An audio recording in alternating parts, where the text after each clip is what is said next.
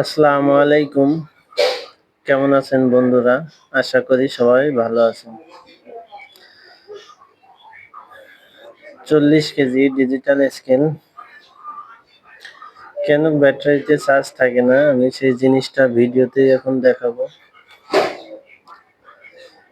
Display সরাসরি চোখ রাখবেন। ডিসপ্লে তাকায় দেখেন যে অনেক সময় লাফালাফি করে বা দৌড়াদৌড়ি করে।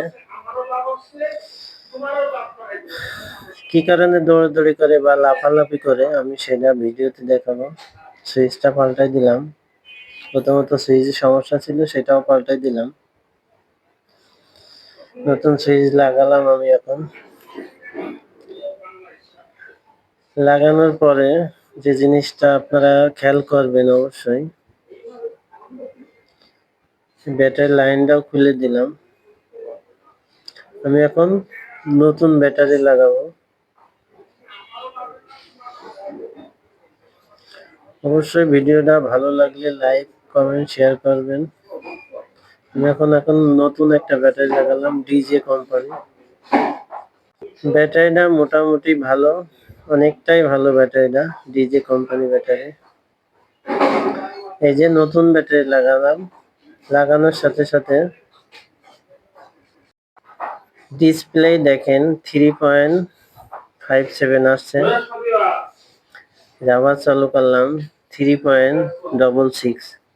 যদি নতুন ব্যাটারি লাগানোর সাথে সাথে 3 পয়েন্ট বা 3.5 পয়েন্ট থাকে, তাহলে অবশ্যই ব্যাটারি সমস্যা না, সেক্ষেত্রে সার্কিটই সমস্যা। তখন সার্কিটটা যদি চেঞ্জ করে দেন অবশ্যই ঠিক হয়ে যাবে, কারণ ব্যাটারির কারণে ভোল্ট কম দেখায় না।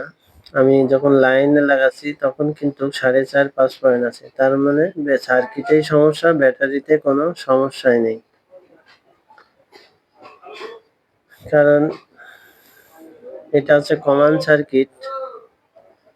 সার্কিট এখন কমন সার্কিটের মানটা বেশি অ্যাভেলেবেল চলে, তার মানে রেটটাও কম আছে। সার্কিটটা চেঞ্জ করে ফেললে সব থেকে বেশি ভালো হয়। আমি এখন নতুন সার্কিট লাগালাম।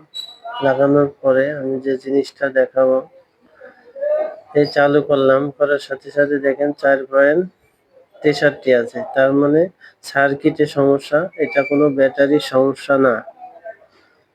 এই যে যদি এইভাবে ওঠানামা করে প্লাসে ওঠে, মানে সামনের দিকে আগায়, তাহলে অবশ্যই প্লাসে উঠবে।